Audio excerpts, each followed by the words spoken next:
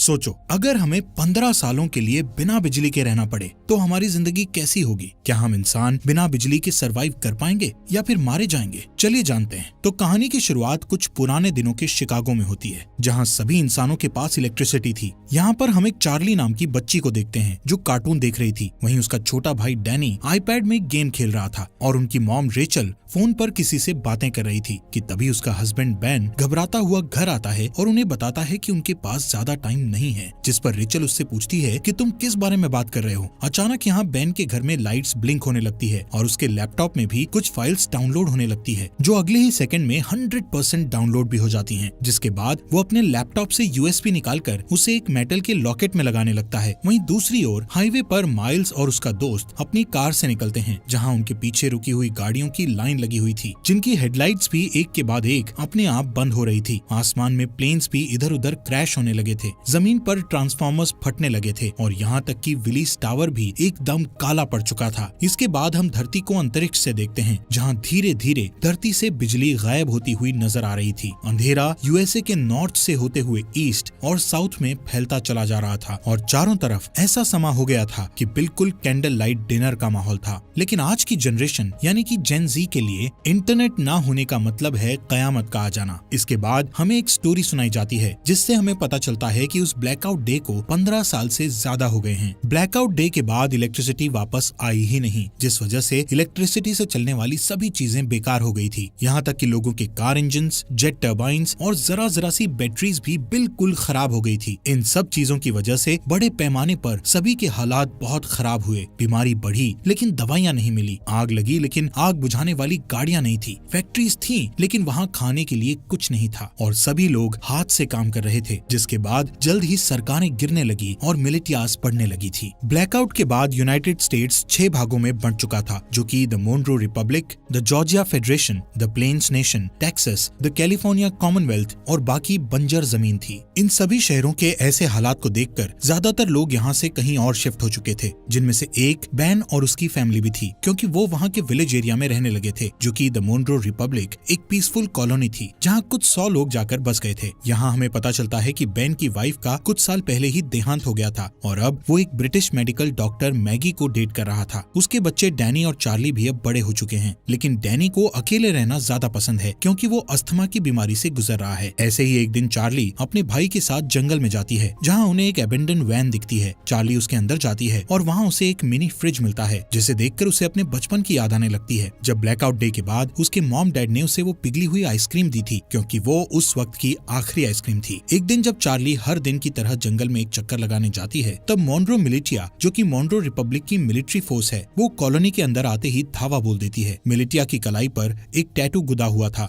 जो कि Monro Republic के मेंबर्स का सिंबल था, जिससे उन्हें पहचाना जा सकता था। अब क्योंकि ये मोनरो रिपब्लिक के सेटलमेंट का समय है, इसलिए वहाँ रहने वाले सभी लोगों को टैक्स के रूप में अपनी फसलें देना उनकी जिम्मेदारी है। हालांकि बेन जानता है कि ये टैक्स से कहीं ज्यादा है। बेन को लगता है कि उनके साथ कुछ बुरा होने वाला है, इसलिए वो अपने सबसे अच्छे दोस्त आरोन के पास जाता है और उसे वो लॉकेट दे देता है, जिसमें बेन ने मूवी के शुरू में वो यूएसबी लगाया था। बेन आरोन से कहता है कि चाहे कुछ भी हो जाए, तुम्हें इस लॉकेट को कुछ नहीं होने देना। तभी उस मिलिटिया ग्रुप का कैप्टन मेजर टॉम नेवेल वहाँ आ जाता है और बेन को अपने साथ चलने के लिए कहता है। वो उससे उसके भाई माइल्स के बारे में पूछता है, जिस पर बेन कहता है कि वो माइल्स से पिछले 15 सालों से नहीं मिला है। वहाँ मौजूद सभी लोग डर के मारे देखते हैं कि मिलिटिया ग्रुप अपने कदम वापस लेने लगता है कि अचानक वहाँ डैनी आकर उनकी ओर क्रॉसबो पॉइंट करता हुआ अपने डैड को ना ले जाने की धमकी देता है। बेन उसे शांत करने की कोशिश करता है, लेकिन इससे कोई फायदा नहीं होता और गलती से डैनी उन पर गोली चला देता है, जिससे वहाँ मौजूद एक दुश्मन मारा जाता है। ये देखकर एकदम से सभी लोग मिलिटिया पर हमला करना शुरू कर देते हैं, लेकिन इस लड़ाई में उनका कोई मुकाबला नहीं होता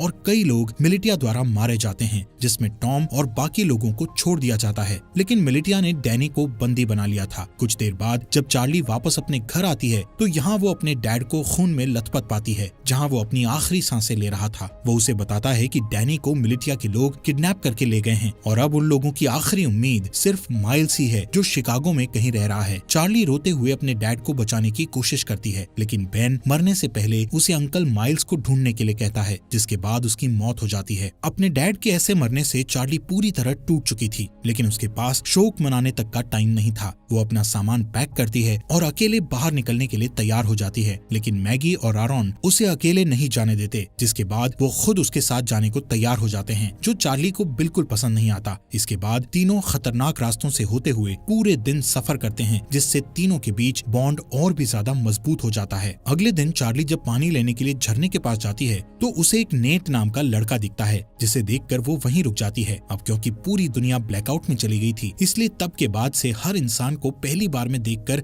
खतरा ही समझा जाने लगा था। यहाँ तक कि चार्ली जैसी लड़की के लिए बहुत सी चीजें दिमाग में होती हैं, लेकिन खुशकिस्मती से नेट सिर्फ उससे उसका नाम पूछता है और उसे जाने देता है। उस रात चार्ली और उसके दोस्तों को एक टूटा फूटा प्लेन मिलता है, जिसमें वो रात गुजारने की सोचते हैं, लेकिन बदकिस्मती से ये स्कैवेंजर्स ग्रुप का ठिकाना था, जहाँ उन लोगों को देखकर कुछ चोर यहाँ आते हैं और चाकू की नोक पर उनमें से एक चार्ली को उनसे दूर ले जाता है। मैगी को यहाँ कुछ खतरा महसूस होता है कि तभी वो अपने तेज दिमाग का इस्तेमाल करके उन चोरों को विस्की पिला देती है, जिसके ठीक बाद वो लोग उल्टी करते हैं और मर जाते हैं। वहीं दूसरी ओर आखिरी चोर चार्ली को मारने की कोशिश करता है कि तभी अचानक वहाँ नेट आ जाता है और उसे बचा लेता है। अगली सुबह नेट उन तीनों के साथ जाता है, क्योंकि यहाँ पता चलता है कि वो भी उनके साथ शिकागो जा रहा है। मैगी उसे अपनी टीम में देखकर कंफ्यूज हो जाती है, क्योंकि नेट उसके लिए बिल्कुल अनजान था, इसलिए वो चार्ली को वार्निंग देती है कि उसे ऐसे ही किसी पर भरोसा नहीं करना चाहिए। लेकिन कुछ देर बाद उसे याद आता है कि हर कोई बुरा नहीं है, इसलिए अब उसे नेट से कोई परेशानी नहीं थी। अगले सीन में जब मेजर टॉम और उसकी आर्मी आराम कर रही थी तो डैनी इस बात का फायदा उठाकर वहाँ से भागने की कोशिश करता है और हथकड़ियों का ताला खोलकर भाग जाता है। लेकिन कुछ दूर और भागने के बाद उसे अस्थमा का दौरा पड़ता है और वो वहीं एक घर के पास गिरकर बेहोश हो जाता है। कुछ घंटों बाद जब उसकी आंख खुलती है तो वो अपने सामने एक लड़की को उस पर बंदूक ताने देखता है। वो लड़की अपना नाम ग्रेस बताते हुए उससे पूछती है कि वो कहाँ से आया है, जिस पर डैनी बताता है कि कुछ लोगों ने उसे किडनैप कर लिया था, जिनसे बचता हुआ वो यहाँ आया है। ये सुनकर वो लड़की बंदूक नीचे करती है, जिसके बाद वो उसे अस्थमा पंप देती है और बताती है कि ये उसके मरे हुए बेटे का है। इसके बाद हम उन चारों के ग्रुप को देखते हैं जो फाइनली शिकागो पहुंचते हैं, जो कि मोन्ट्रो रिपब्लिक में ही है। यहाँ देखने लायक बात है कि रिगली फील्ड पूरी तरह से आईवी प्लांट से कवर्ड है, सड़कें मछुआरों से भरी हुई है और फोक्सवैगन बीटल जैसी गाड़ियों को घोड़े की बग्गी में बदल दिया गया है। बेन की बताई जानकारी के बाद वो सभी एक होटल में पहुंचते हैं। बारटेंडर से माइल्स के बारे में पूछते हैं। पहले तो वो बारटेंडर माइल्स नाम के किसी इंसान को जानने से मना कर देता है, लेकिन जब चार्ली उसे अपने डैड बेन के बारे में बताती है कि हाल ही में उनकी डेथ हुई है, तो वो बताता है कि वो खुद ही माइल्स है, लेकिन वो उन सभी से अपनी पहचान को छुपाए रखने के लिए बोलता है। कुछ देर बाद माइल्स अपनी भतीजी को अंदर ले जाता है और उससे प्राइवेटली बात करता है, जहाँ चार्ली बताती है कि कैसे मिलिटिया ने उसके डैड को बेरहमी से मार डाला और डैनी को किडनैप करके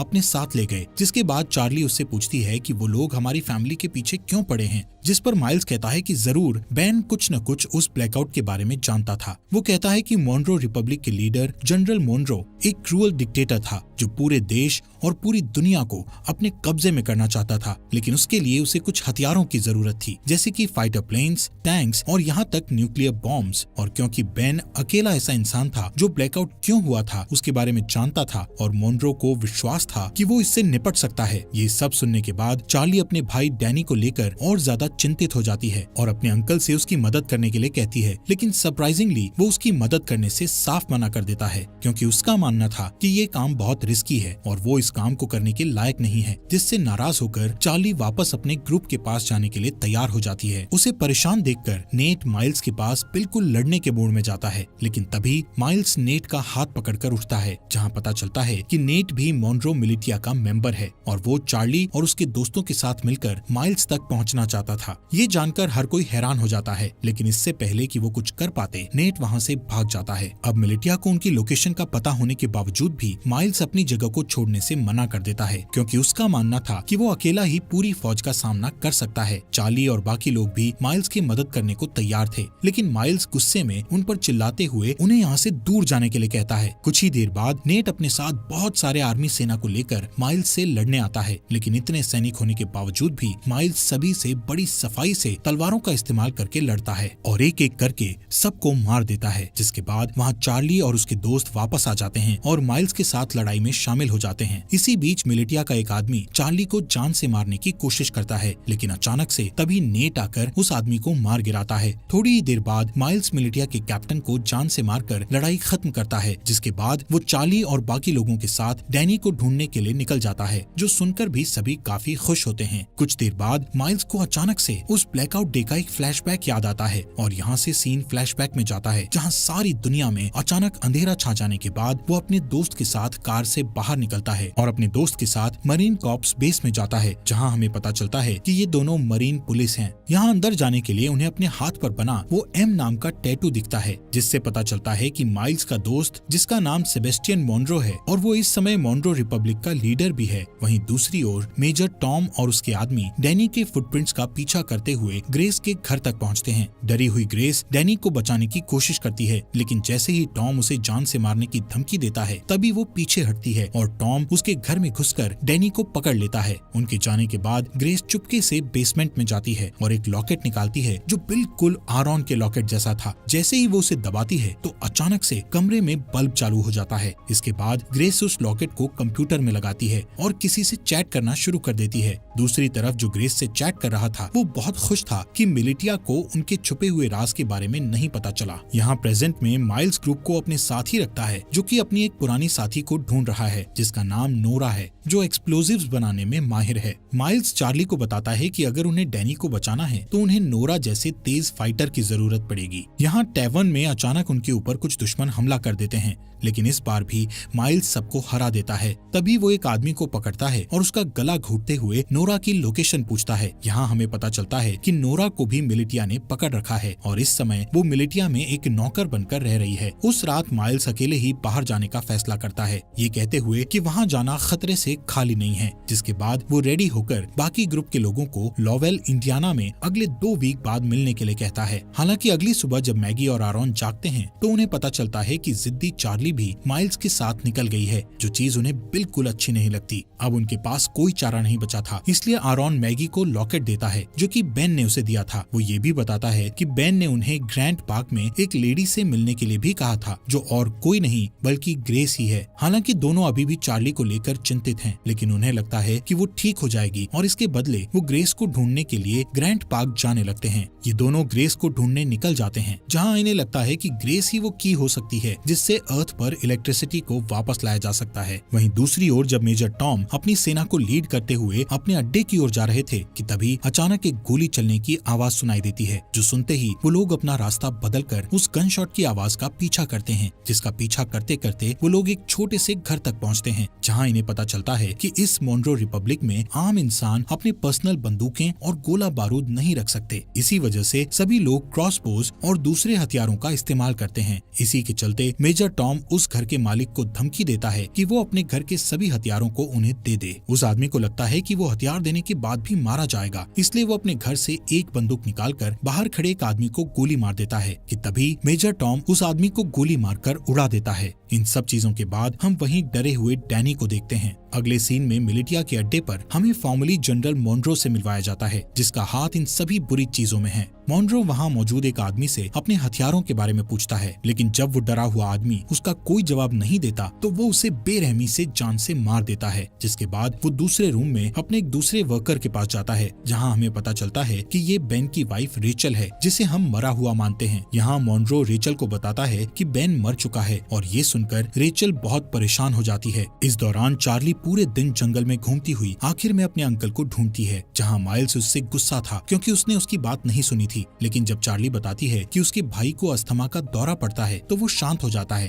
कुछ देर बाद उन्हें ढेर सारे मजदूर दिखते हैं जो हाथों से हेलीकॉप्टर को खींचकर ले जा रहे थे। यहाँ पता चलता है कि जनरल मोनरो को विश्वास है कि एक दिन इलेक्ट्रिसिटी जरूर आएगी और उस दिन के लिए वो खुद को तैयार करना अभी से शुरू कर देता है। इन सभी मजदूरों में माइल्स नोरा को भी देखता है और चार्ली से कहता है कि उसे इतने सारे लोगों में से से बचाना मुश्किल होगा क्योंकि यहाँ कई सारे गार्ड्स के पास स्नाइपर राइफल भी हैं। लेकिन माइल्स अपने दोस्त को हर हालत में बचाना चाहता है। वो नोरा को बचाने का प्लान बनाते हुए रात होने का इंतजार करता है और जैसे ही रात होती है तो सबसे पहले चार्ली डिस्ट्रैक्शन पैदा करती है और वहाँ मौजूद गार्ड्स को भगा देती है। फिर वो वहाँ गार्ड्स के पीछे छुप जाता है और आखिर में नोरा को बचाकर अपने साथ ले जाता है। लेकिन इस बात से नोरा नाराज हो जाती है क्योंकि वो खुद जानबूझकर कैदी बनी हुई थी क्योंकि उसे उनकी राइफल चुरानी थी। उन स्नाइपर्स के पास ऐसे हथियार हैं जो आमतौर पर मिलना मुश्किल हैं। कुछ देर बाद माइल्स नोरा से कहता है कि उसे अपनी भतीजी को बचाने के लिए उसकी मदद चाहिए, जिसके लिए वो तुरंत मान जाती है। लेकिन इसके बदले वो उससे स्नाइपर्स से राइफल चुराने में मदद मांगती है। माइल्स को ये मुश्किल लगता है लेकिन इस समय उसके पास नोरा की बात मानने के अलावा कोई चारा नहीं था। थोड़ी देर बाद वो तीनों पास की एक झोपड़ी में जाते हैं जहाँ वो तीनों डैनी को बचाने की प्लानिंग करते हैं। बारूद का यूज करके नोरा एक टेम्परेरी हथियार बनाती है जिसका इस्तेमाल वो उन स्नाइपर्स वाले गार्ड को मारने के लिए करेंगे। लेकिन एक दिक्कत ये है कि इस हथियार का असर सिर्फ कुछ मीटर्स तक ही रहेगा, जिसका मतलब हुआ कि उनमें से किसी एक को गार्ड के पास जाकर उन्हें गोली मारनी होगी। वो लोग प्लान करते हैं कि माइल्स और नोरा आसानी से उनकी पकड़ में आ जाएंगे, लेकिन चार्ली उनका आखिरी ऑप्शन होगा। यहाँ से जाने से पहले माइल्स उनसे कहता है कि जैसे ही वो सभी गार्ड्स मर जाएंगे तो वो सभी पहरेदारों को निकाल लेंगे। कुछ ही देर बाद चार्ली अपने हथियार को स्लीव्स के अंदर छुपाती है और एक खोया हुआ इंसान होने का नाटक करती हुई पहरेदारों के पास जाती है, जिसके बाद वो तुरंत हथियार लेकर गार्ड्स के पास जाती है और तुरंत उन्हें मार देती है। इससे पहले कि बाकी गार्ड्स कुछ कर पाते, वहाँ नोरा और माइल्स आकर उन पर हमला कर देते हैं। इस लड़ाई के बाद जब वो लोग सभी मजदूरों को आजाद कर रहे थे तो नोरा ये रिवील करती है कि उसने अपने रेबल के लिए स्नाइपर चोरी की थी।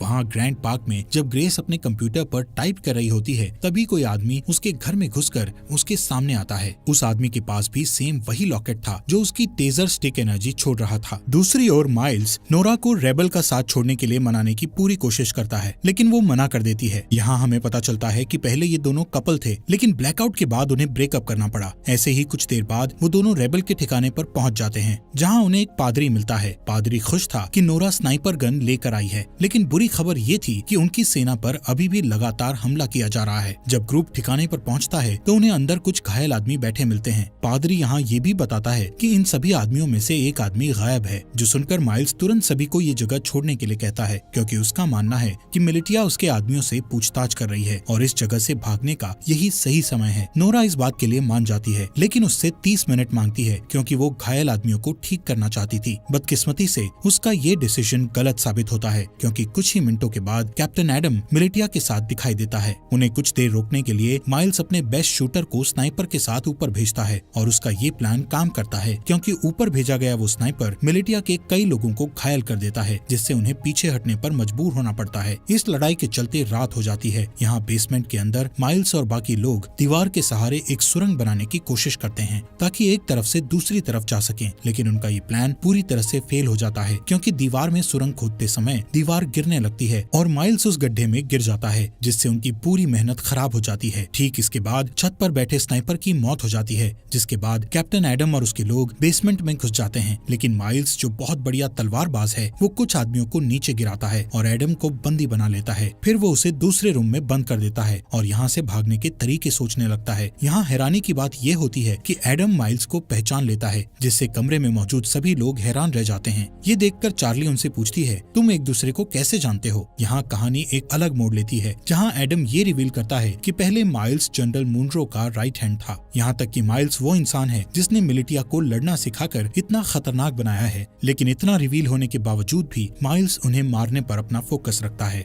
माइल्स उनके सामने एक डील रखता है जिसमें वो खुद को मुनरो मिलिटिया के सामने सरेंडर करेगा, लेकिन उसके बदले में उसके ग्रुप के किसी भी इंसान को कोई नुकसान नहीं पहुंचाया जाएगा। किसी वजह से एडम ये डील एक्सेप्ट कर लेता है। हो सकता है उसे अपनी जान की परवाह हो इसलिए। खैर, इसके बाद जल्द ही माइल्स को मुनरो मिलिटिया ले जाया जाता है। यहाँ से सीन फ्लैशबैक में जाता है जहाँ हम ब्लैकआउट के 2 वीक बाद का सीन देखते हैं जब माइल्स अपने भाई को ढूंढने के लिए शिकागो आया था और उसका सबसे अच्छा दोस्त मुनरो भी उसके साथ था। वहीं रास्ते में उन्हें 2 आदमी मिलते हैं जिनमें से एक एक आदमी दूसरे को बहुत बुरी तरह पीट रहा था। एक अच्छा इंसान होने के नाते माइल्स उनके पास जाता है और अपनी बंदूक निकालकर उनमें से एक को गोली मार देता है। इसके बाद दोनों दोस्त उस बचे हुए चोटिल इंसान की मदद करते हैं, जो और कोई नहीं बल्कि कैप्टन एडम ही था, और इसीलिए वो आज तक माइल्स की इतनी रिस्पेक्ट करता है क्योंकि उसने उसकी जान बचाई थी। यहाँ से सीन वापस प्रेजेंट में आता है। जैसे ही माइल्स मिलिटिया को अपनी जगह पर ले जा रहा था तो रास्ते में वो एक ब्रिज पार करते हैं, जहाँ अचानक से एक एक्सप्लोजन होता है जिससे सभी लोग चौंक जाते हैं, और इसी दौरान नोरा और चार्ली माइल्स को उनसे बचा लेते हैं। वहाँ से जाने से पहले वो एक और एक्सप्लोजन करते हैं जिससे वो पकड़े न जाएं। वहीं दूसरी ओर मैगी और आरॉन जो ग्रेस को ढूंढने के मिशन पर हैं, आखिरकार वो उसके घर तक पहुँच जाते हैं, लेकिन उस घर में कोई भी नहीं था क्योंकि ग्रेस ने ये घर छोड़ दिया था। यहाँ आरॉन जो गूगल का एक पुराना एम्प्लॉय होने का दावा करता है और कहता है कि वो कंप्यूटर के बारे में बहुत कुछ जानता है। इसके बाद वो बेसमेंट में जाता है जहाँ उसे ग्रेस का कंप्यूटर रखा मिलता है, जिसे देखकर पता चलता है कि इसे हाल ही में बनाया गया था, जिससे पता चलता है कि यहाँ इलेक्ट्रिसिटी थी। हालांकि जब वो कई घंटों तक कंप्यूटर की जांच पड़ताल करता है तो उसे वहाँ कोई सुराग नहीं मिलता। आरॉन थक जाता है और ऊपर जाकर वो कंप्यूटर मैगी को दिखाता है। तभी उसका लॉकेट चमकने लगता है और पास में रखे हेडफोन में गाना बजना शुरू हो जाता है, जहाँ मैगी के आईफोन में जान सी आ जाती है, जिसकी वजह से वो कई सालों बाद अपने बच्चों को देखती है